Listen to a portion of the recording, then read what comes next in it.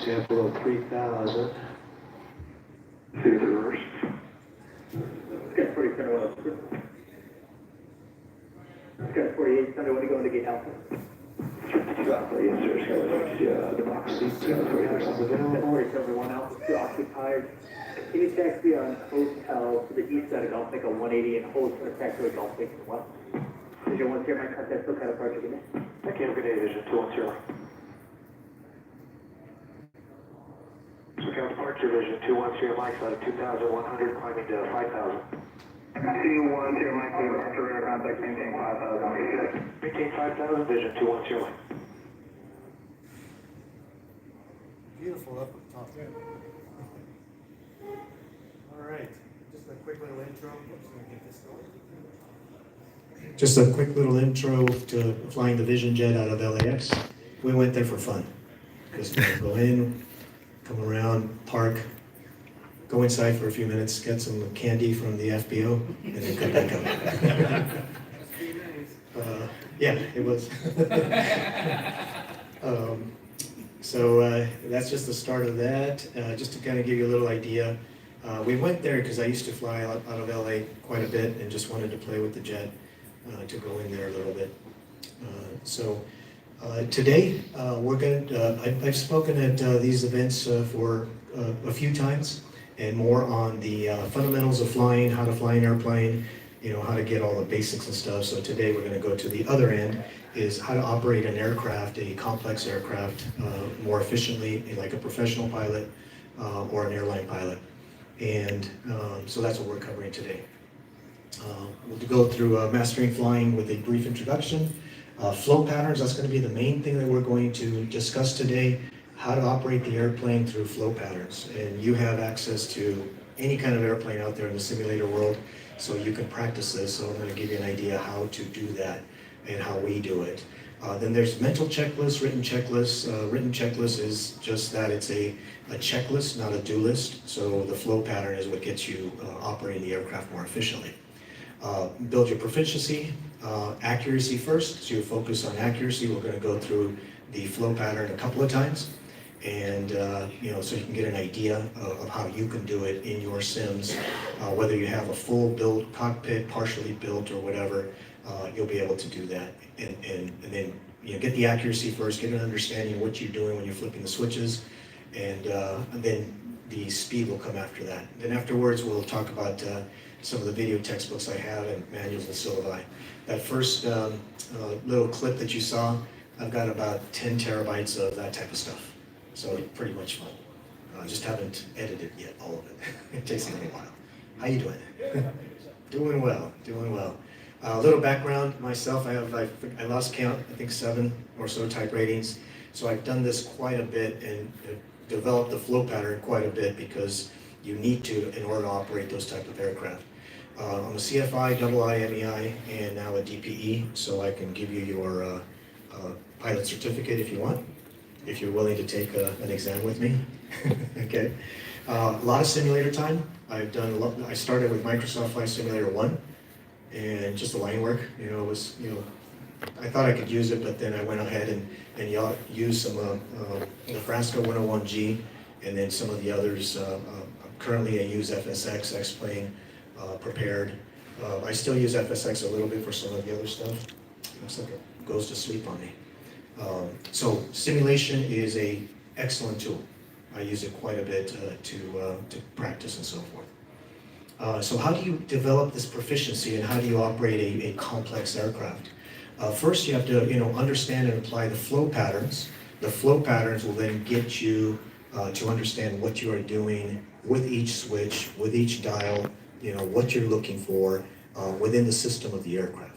Then you go ahead and also use mental checklists like cigars, GUMPs. Anybody know what GUMPs is? Have you already heard GUMPs? All right, 1, 2, gas, undercarriage, mixture, prop, seatbelts, that kind of stuff. Cigars, when you're taxiing out or in the run-up area. Anybody heard cigars yet? No? Yep, a little bit. Controls, instruments, gas, attitude, trim, run-up, seatbelts. And you want to get to that part eventually. Like I said, speed comes with accuracy. What's controls? What do? You check the control surfaces, make sure they deflect the proper way, and so forth. And so that's a mental checklist. We won't be talking a lot about those. but we will be talking about the flows, and then you follow everything up with the written checklist. You actually use it as a checklist. Make sure you haven't forgotten anything. And I will still forget some things. I'll go through the flows and so forth, check, oops, I forgot that one. So it happens, but that's what a written checklist is for. Here's a nice Gulfstream G550. That is your checklist. So you want to, yeah, I saw that. One switch at a time, little by little, your aircraft is your checklist. That's the level that you want to get to. This one's easy, right? A lot of you have seen this one. This says no 172, sorry if it's a little blurred. You can flow with this one. So in order to start with this one, you would flow from the bottom down here, which you can't see, where the fuel selector's on both, the trim is set, you know, move up, mixture, prop, and so forth, and you flow up this way, you go up, across that way, you start the engine, you start with your RPM, that sends you out that way, then you flow down and back this way to use the flow pattern on that, stopping at each of the elements, each of the switches and so forth. So again, your aircraft is your checklist. That's the way you want to, you know, get to. This is the one we're going to go over in detail. Pretty simple, isn't it?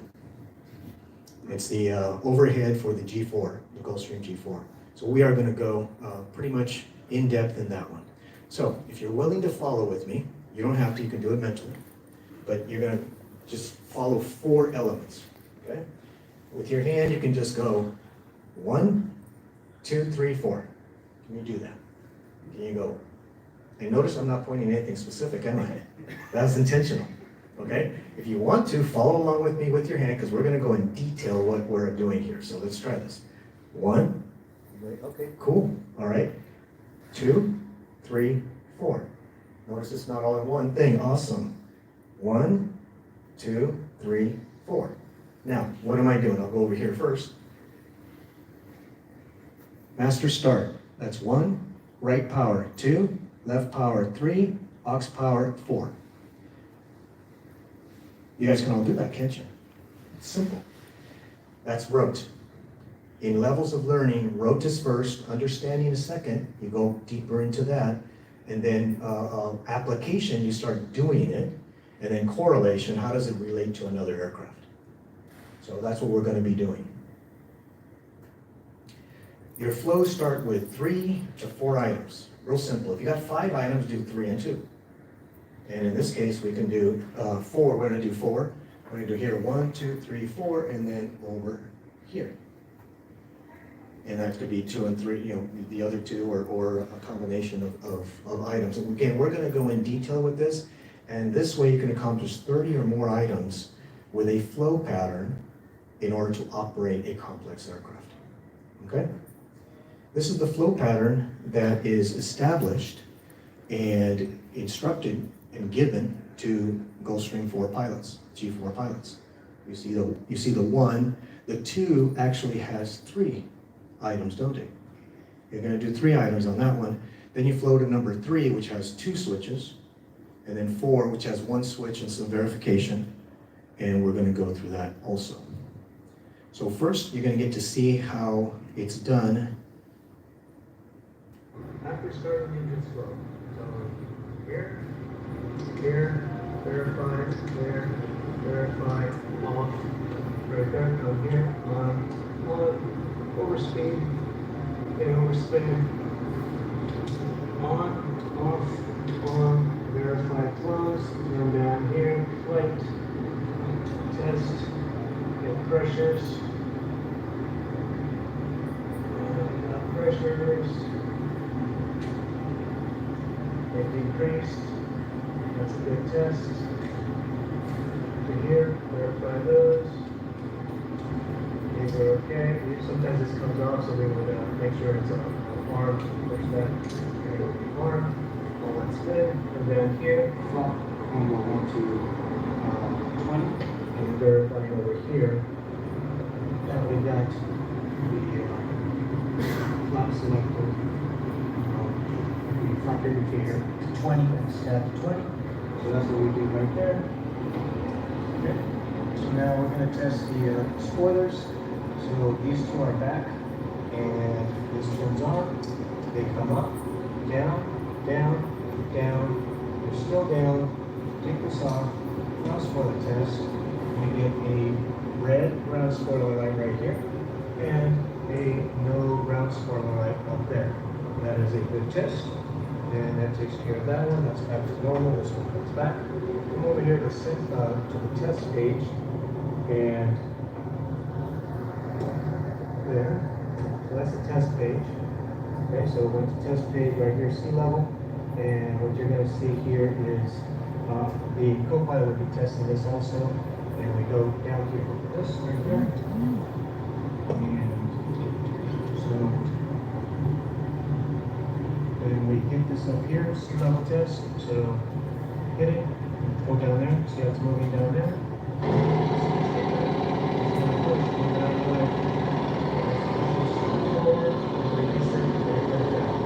And then the other side is tested. And then that's it. That's the flow. Piece of cake, right? Yes, sir. If flows are so important, do manufacturers, when they design their cockpit panel, do they put flow in mind, or it's all done after? Nowadays, I believe it is, because nowadays, it depends on the aircraft. Like in this one, we're going to flow for the after start engines flow, and then with other phases of flight, you do different flows. So we just kind of come up this way, up that way, down here, and across here. Other airplanes, 737, you go flow up this way, down this way, up that way, down this way. Some you go straight up and straight up and straight up. So it depends on the manufacturer. You take each of these elements and you study them in depth. You know, what does this engine start section, do to the aircraft?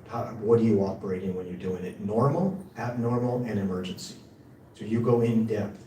That's why I say rote, understanding, application, and then correlation. You got to reach those different levels, but rote is easy, right? You guys all did the 1, 2, 3, 4. Then you can do 5, and then you do the 6, and so forth. And each time stopping and understanding, very well what you're doing with each of those elements. And to answer the question, do the manufacturers design the aircraft, with flows in mind? I believe now they do, because the flows are a little bit smoother than they were in the past. So we're going to go in great detail now what those items were. I'm going to zoom into each one of these elements, and we're going to discuss briefly what is happening. So in the start panel right there, what we end up doing, there we go, it just goes to sleep. We hit, this was on, these right now shows with all of the illumination on, but only this one would have been illuminated at this point. That's the start master, so it sets the engine up ready to start. And when you hit the left start, or you start with the right engine first and then the left one, that engages all the process of starting. That's another discussion, okay? This is after the engines have already started. So you're gonna turn this one off. You're already started the engines. You're gonna turn the right power on in getting the right converter, alternator converter, AC/DC electrical system to the aircraft. You're gonna get that going. And you're gonna check a few things to see how the system worked, if it worked properly. Then you do the left converter and check that the system, worked properly there. Then you turn the aux power off, which is the APU alternator that is working there. So that's that first 4 steps that we, started with. Then you come over here, and in order to reduce the amount of load, electrical load on the single generator from the APU, you only have 2 main battery, 2 main fuel pumps on, and now you turn on the alternate fuel pumps. They take a huge amount of electrical load. So coming over here for you guys, these would have been on for engine start, and then these come on after the engine start. So that's the item number 5. Okay, so 1, 2, 3, 4 was electrical, getting more electrical power. Now you're putting more load on the airplane with the fuel pumps. Up on top over there, let me see if this is working here. Oh, don't do that to me. There we go. There we go. Up here, what you end up doing is you hit the test overspeed button on the APU. What does that do? It sends a false overspeed signal, which normally, if it gets an overspeed signal, the APU will shut down automatically.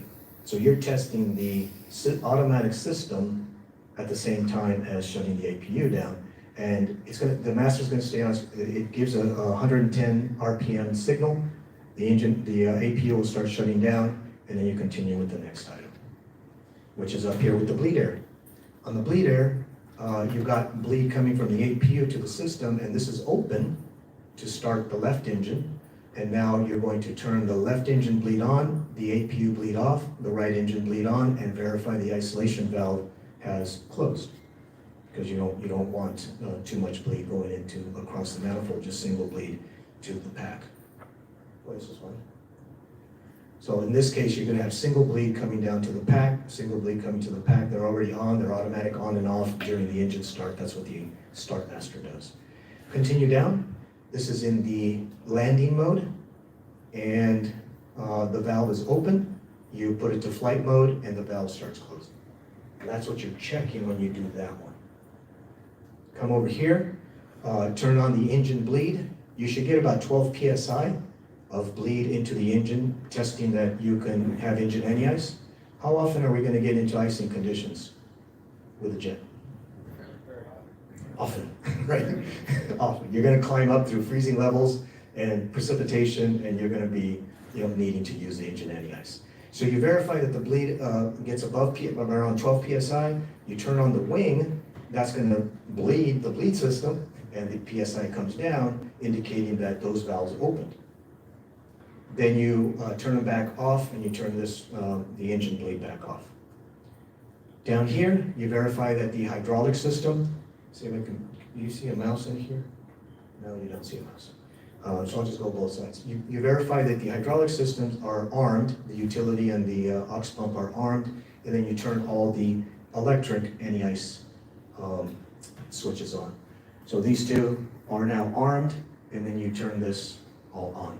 You're going to see another video of me doing it again in a different cockpit, a different video. So you'll see that occurring.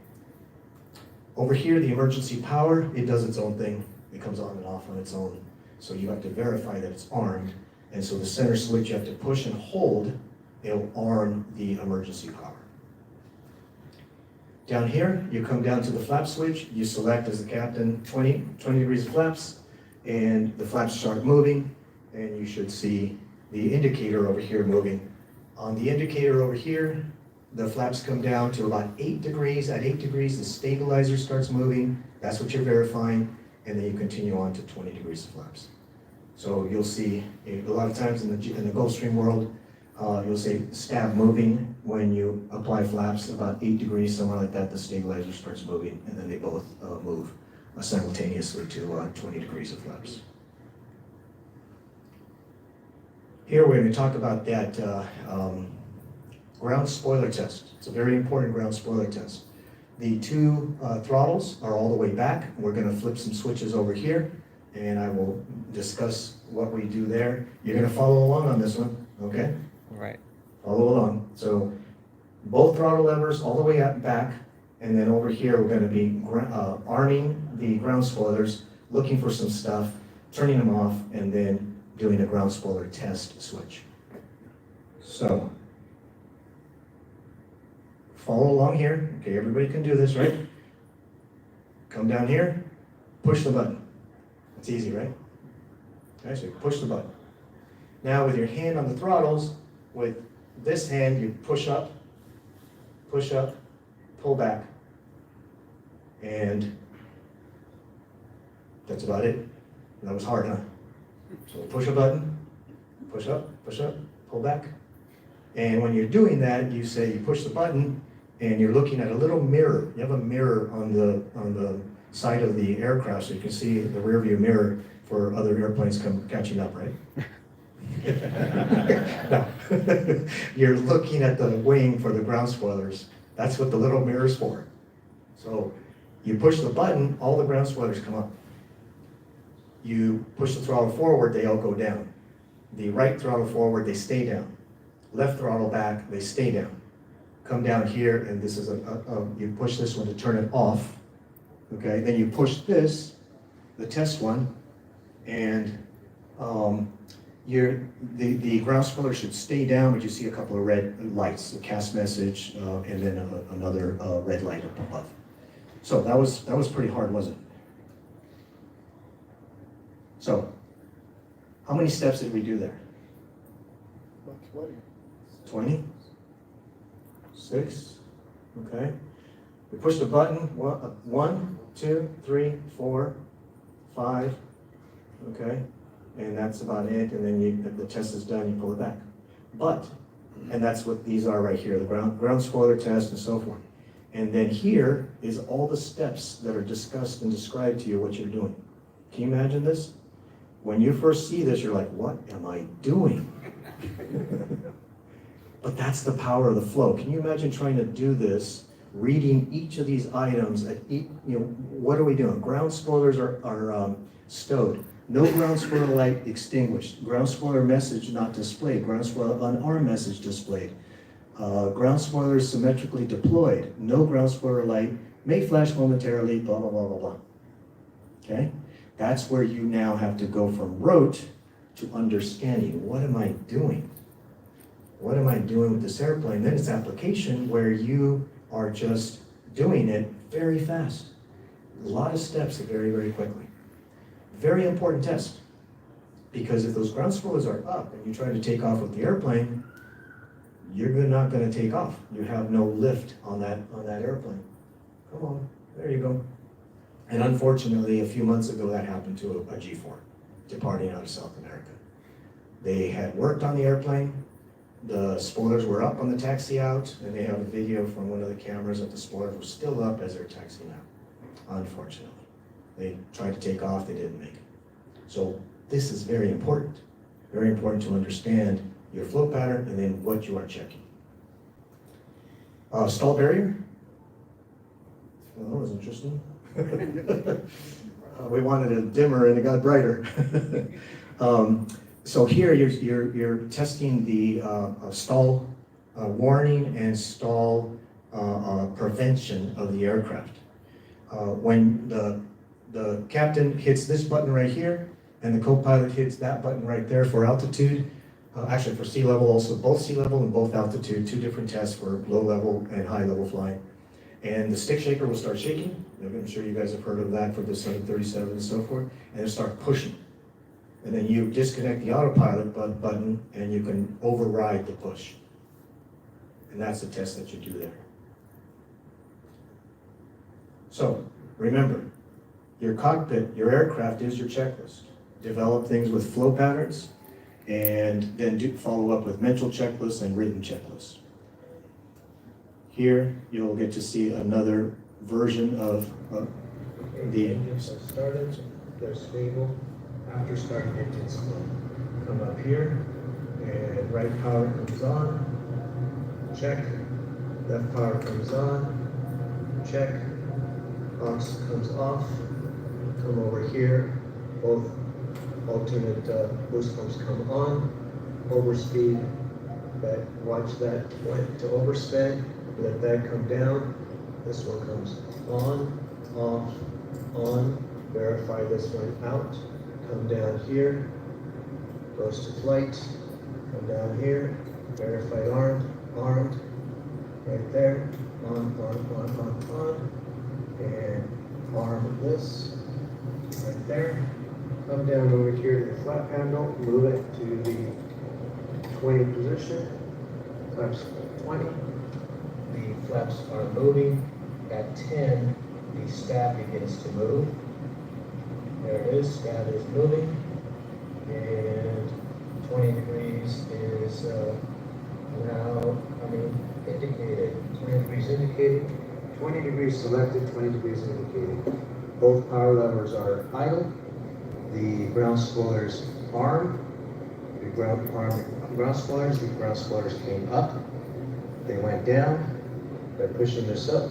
They stay down, pushing that up. Bring this back, and they stay down. Disarm them. Ground spoiler test. Push that button. You're going to get a ground spoiler unarmed and a ground spoiler flashing with the tone warning, and you get the no ground spoiler light there. You let go of the test button, bring this throttle back, and then the anti-skid test. You get the brake fail and skid fail warning, that looks good. And then now we're going to do the stall barrier test, which I can't do holding this, but you would press this, hold the yoke back, and when this goes up here, it starts shaking, then it starts pushing, and you disconnect it here. You're going to see my finger there, you disconnect it there, and you can override the pushing. That's the after starting engines flow from the Gulfstream G4. Let's go fly. Pretty cool, huh? So that's basically the flow. You have different phases of flight. You know, before you start the engines, after you start the engines, when you start, after takeoff and cruise, prior to descent, and every one of them has a slightly different flow. Okay.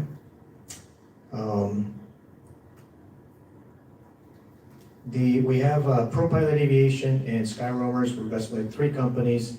That's what the 3 stars are on the our logo. ProPilot Aviation right now went down, so you wouldn't be able to see any of our material yet on there, but SkyRoamers is still up, and you can see these 2 manuals for private pilot, instrument pilot. In the private pilot, it talks about flows, written checklist, mental checklist, so it goes in more detail in there on how to accomplish that. So you're welcome to check those out if you'd like. First, I'll give you a quick little fun video, and then we'll take some questions. I hope you like this one. Hello, sir. How you doing? I'm good. I can hear you. Can you hear me? Yep, loud clear. Nice. Start the APU, close the canopy. So, when I say canopy, sit down, just make sure you have your arms and hands inside the cockpit. There, APU, propeller canopy come down. Ready now. Alright, APU, you're pretty familiar with that, being an aviation guy. Auxiliary power unit, creating that alternate air source to get that right engine started. So important that air over. They got 10% issues of fuel, and we'll wait for that light off to occur. So it's all detailed time of airfield, information in November. Weather, up 1 4 5 days through, wind calm, temperature 26, dew point 1 5, altimeter 200, 101. I just saw my own ass out there. Alright, little power, little nozzle stereo brake check, wait for people. Good nozzle stereo, good brake. Oh my goodness, this is awesome. I always wanted to do. You know, me too, since I was a kid. So it's like every day you get to live your dream a little bit. Living in the dream. We're just going to request a high performance climb up to 10,000 if they won't. I was doing the show this morning. Going to do a substantial takeoff, switch to departure. Equipment takeoff, switch to departure. What is that? I think so. Alright, and you ready to run the wall? Ready, sir. Alright, hostile. Burners ready now. Alright. Yeah, baby. Good nozzles. Alright. She wants to go fly, Dad, so let's just say weather. Here, do it. Yeah, baby. Alrighty, Dad. Here we go. Ready. How many G's? 6.3. 180. Let's go. Oh, love you. Say a little gas for the small trip we had, but that was insane. Are you susceptible to motion sickness, Ed? That's what I'm talking about. We're going to have ourselves a good time today. Let's roll the burden and pull. Stage the burners. Let's go. 193, 6, 7, 8, 9, 1, 0. That's the space up. All right, we are all the tail. Alright, first thing I want to say is 2 G's. I want my 2 G's. Feels just like 1 G except it's 2. Alright, here are the 3 G's. Alright, let's do 3 G's. So let's do 4 G's. Let me sit down a little bit more. To the right for 4 G's. 2, 3, 4. Flex the legs, flex the abs. Feel pretty heavy. I know, but overall not too bad. Roll now, 180. Alright, we're going to go off for 6 G's. We're going to ease off to 4. If you go for 6 G's, I go 4 G's straight ahead, okay? If that will move on right here, so for 4 G's straight to left, we're going to add us some breath, alright? So for the maneuver, you take a 3/4 line past the front there, and lock that down, and do a quick back exchange. Like that right now. Every 30 seconds. You ready? To the left for 6, ease it off to 4. Ready? 6. We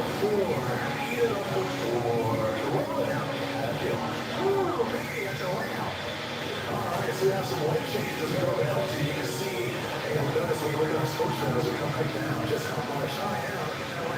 It's zigzag. Yeah, I know, it's like, I know I just pulled straight back up a stick here, but it's like, man, I know I do a better loop than that. Okay, here we go, what's going on? Oh, nice power. And there's that wind. Yep, those zigzags there. All right, and once we get pointed nose roll, we're gonna roll right, okay? All right, here we go, roll right.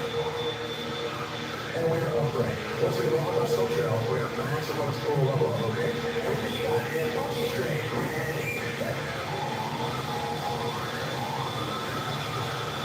Nice job, man. 6.9 Gs. How you feel, brother? Yeah, that's what I'm talking about. Crushing it. All right, so how's that activity? You want to do one roll or two? Two. All right, two speed rolls to the left. That is power. One. Two. Yeah, to the right. There you go. Good. One. Two. And it also works back and everything's slumping down. Yeah, right? All the blood rushing to your head. This counts. Space to be. Here we go. 0 Gs. It's no floating up. All that dust. Yeah, we're going to space dust in here. Yeah, just try to breathe in the space dust. All right, and 193. You ready to go? Let's go ahead.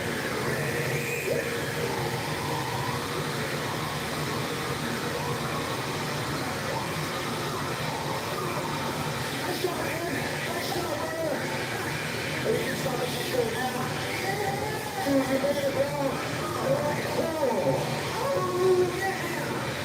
job.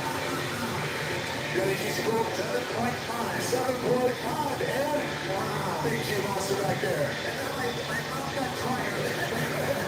You're the bit racer. All right, coach, you should everything you got. Here we go, to the left. Ready.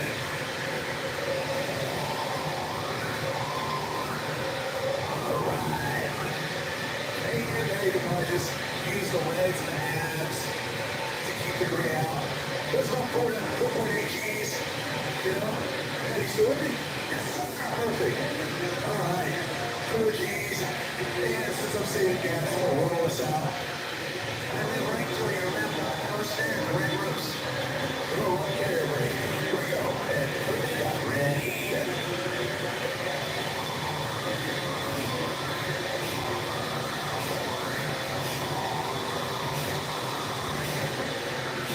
Nice job. Go ahead, Nicola. What is he doing?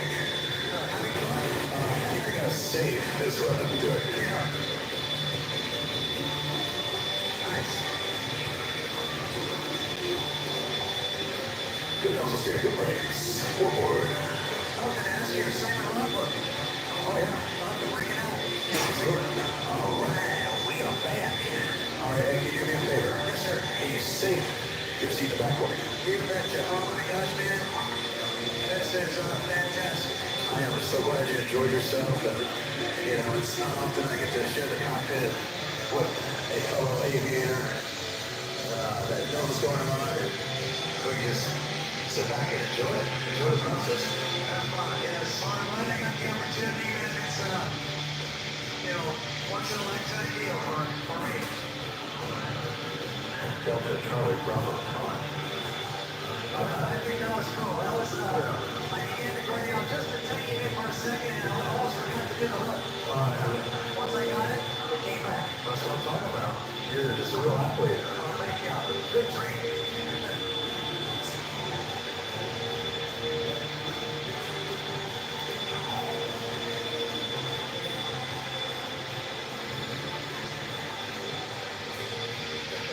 All right. Then on to the pressure. Nice. Yes.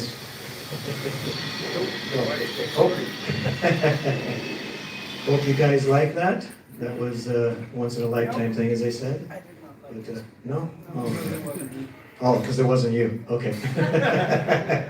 Yeah, that makes sense. Oh, let's see who we can talk to, right?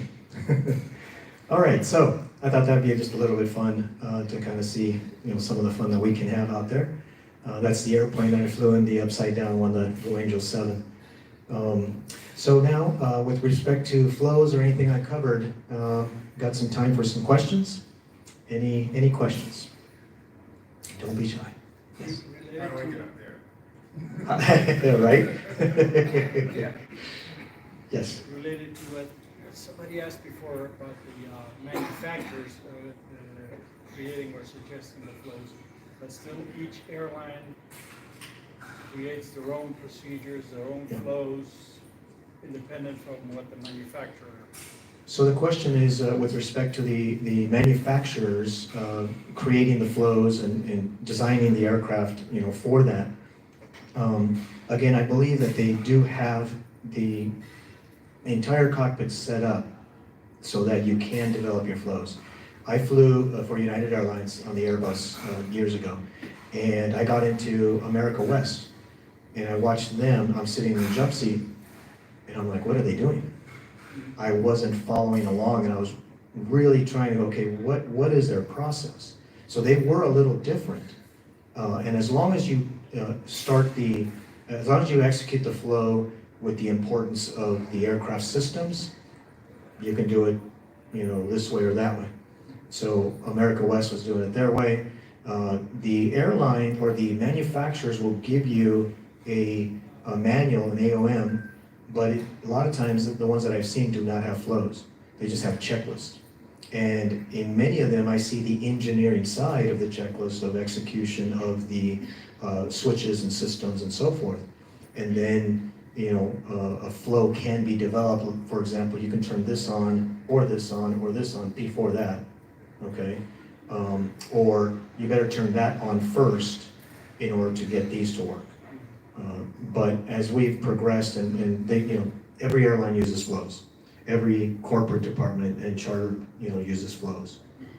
The old way of doing it was follow the checklist. And it takes a long time. As you saw that one checklist, it can take forever to get through something that you can do in 10 seconds, if you know what you're looking for.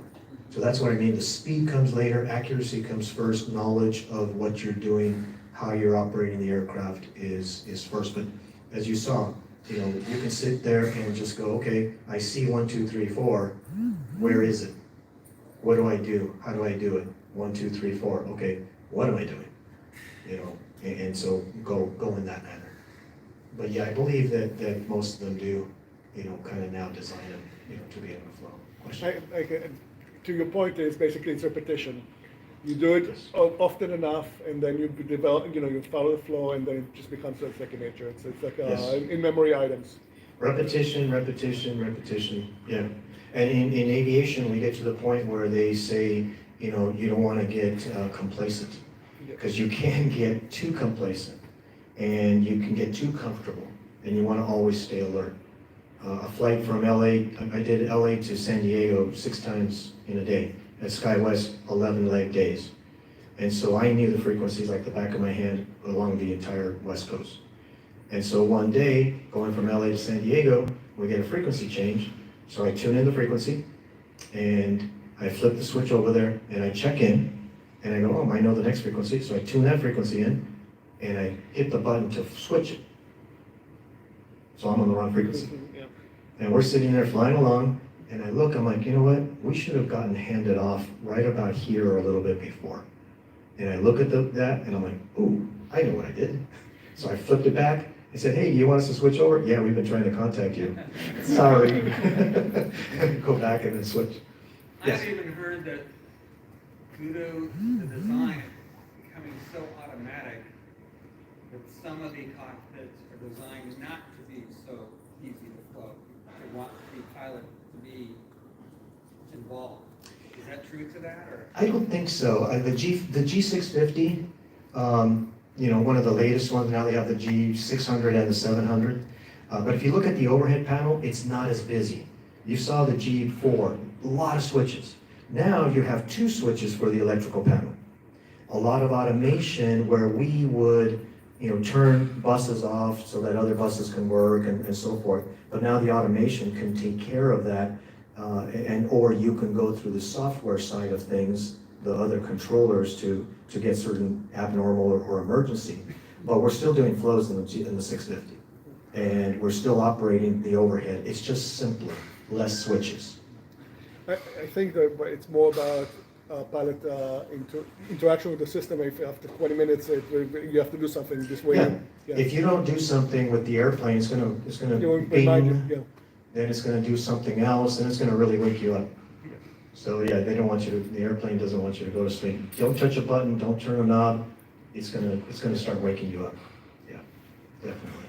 And yeah, there's a lot of automation, but you know, you can't replace a pilot. When you're up there looking at the weather and so forth, there's no camera, there's no system that can make a decision of which way to go around the weather, you know, and so forth. So, you know, in my mind, you still need the pilot quite a bit. The automation is great. I love automation, I love technology, but I also like to fly the airplane. So disconnect it and fly it, you know, have a good time. Yes? You got like a dozen type ratings. Anything you could recommend for us simmers that change planes every other weekend? That would help us out of flow? You're gonna have to look at the flow for each of the airplanes you fly. Okay, so yeah, if you're gonna be switching around, and that's what's fun about simming, you know, you can fly different airplanes, different days and stuff like that. And so I would say pick one, and then either, you know, on the slides I have either develop your flow or find the flow that has been, you know, created out there. One way to develop your flows are the checklists. Follow the checklist, follow the pattern that they're doing, because the checklist will direct you to start like electrical system before you put a lot of electrical load, okay? And bleed system before you try to do the air conditioning system, stuff like that. So follow the checklist and then see how it flows. Pretty much on the overheads, you're either gonna go, you know, like I said, like ours, we start this way and go that way. On the 550, you go up and then you come down and across and then up again. So it depends on the aircraft, but you can start with the checklist and develop one, and do the 1, 2, 3, 4, 1, 2, 3, 4, 5, 6. So I find 3 items, easy to remember. 4, okay. 5 items, now you're kind of, oh, okay, which one? You know, so for 5, do 3 and 2. And then do 1 or 3 and follow the pattern, and then develop that flow and stick with 1, get it down pretty good, repetition. You know, you saw here in a few minutes you were able to kind of have an idea what to flow, not what you're doing, but your flow, and then go ahead and get the next airplane. And then come back to the other one so you don't lose that one, and then go to the next one. And then efficiently go from one to another. Question back there. Come on, no, so can you repeat that again? You said speed, knowledge, and... The levels of learning? Yes. Okay, levels of, Speed, knowledge, okay, levels of learning are rote, understanding, application, correlation. So rote is just like we've been talking. Understanding is understanding what you are doing. Application is actually doing it in an efficient manner, and correlation is relating it from one airplane to another. And then accuracy is most important. Know what you're doing with that one switch. Really understand the system that's being, you know, used. Full understanding on that, then go to the next switch and fully understand that. And then once you do have that understanding, you're going to be able to go to application, and speed will come, you know, with the accuracy. Did I see there was a, yes? Sorry. I don't know, does your website have like flows that we can look up first? You have like a recommended resource to go to? I don't, but I can put it on there. This is part, you know, this is, you know, what's good about events like this is to see what you guys want. You know, what is it that you want? That's you know, that's what I'm here for now. Because like, if I wanted to like, say, you know, want to go home and start EMBG and start learning my 737. Yep, that's the big one. I will work on that, and Pro Pilot Aviation will be back online here hopefully really soon. And I have a lot of videos on Vimeo, which will, it's all kinds of other training, from private pilot instrument rating, simulator stuff, and then just fun videos like this, the Vision Jet and stuff like that. So I will put together a location for flows for this presentation and look for it. I'll start putting that out. I just want to, One last thing, the private pilot manual does discuss the three types of checklists in detail, and then what you can do and how you can develop that skill. So the private pilot manual from Skyroamers would be a good starting point. Yes. for the, if people would like to change aircraft, it's like if you stick to the same manufacturer like Boeing, Airbus, they have similar flows between the different Yes. types. So it's easier to switch between, let's say, the 73, the 76, is because it's similar flows, or the 380, 380s, 310s, 320s, Yes. whatever. Similar manufacturers going to have similar, setups. If you look at the overheads on almost all airplanes, they're very similar, also. So, it works that way. Any other questions? Yes? Yeah, I was wondering if you could go back just a little bit and talk about where in the old days, right, or prior to the big push for flows, pilots really came up with their own flow. You might be something as simple as putting your seatbelt on and kind of adjusting your window, but this kind of led to where nothing was standard, and this led to a standardization of flows, so that everybody's on the same page, and of course it became adopted as standard operating procedure and such. Yeah, SOP, the statement was that in the old days, the pilots came up with their own flows. After doing something over and over with the checklist, then they start flowing, and they don't have to use the checklist to actually, operate the aircraft. So everybody was doing it a little bit differently. So yeah, that's where SOPs came in, standard operating procedures, and United did it one way, American did it another way, Continental did it another way, and so forth. And then the pilot group, chief pilot, so forth, okay, let's standardize, let's find the best methodology for us. And then that's why it's different in other airlines. The airlines do get together and they do talk to each other, even though they compete. The pilots will discuss best practices and see how others are doing it, so that it can be safer. So yeah, you can develop your own through the checklist, and that'd be a starting block is using the checklist for that. You had a question? No, yeah. On the spoiler test panel, there was a nutcracker test. Yeah. What's that? It's a nutcracker. The landing gear on the Gulfstream has a strut, but it has a trailing link, and the way that the strut and the trailing link looks like a nutcracker.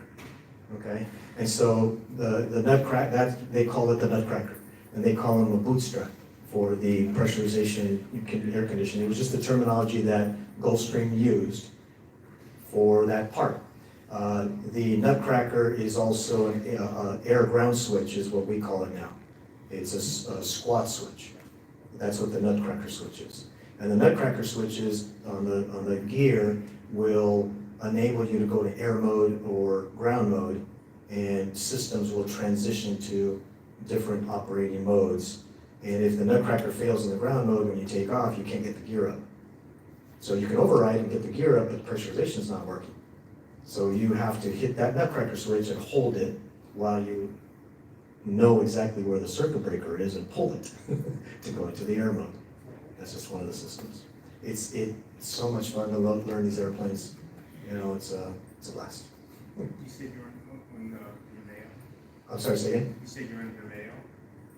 The video service. The video. Yes, it's in Vimeo, ProPilot Aviation. Yeah, no, I couldn't find it either. I gotta figure it out.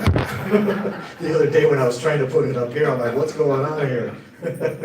So it was on my website at ProPilot Aviation, and you can just hit the link and you can go see it. So yeah, I apologize. Look for it again here shortly. We will get it up and running. Technology. It's so much fun. So anyway, well, hope you all have a good time all the rest of the day. I think we just have a little bit left, and Thank you so much. Thank you. Thank you.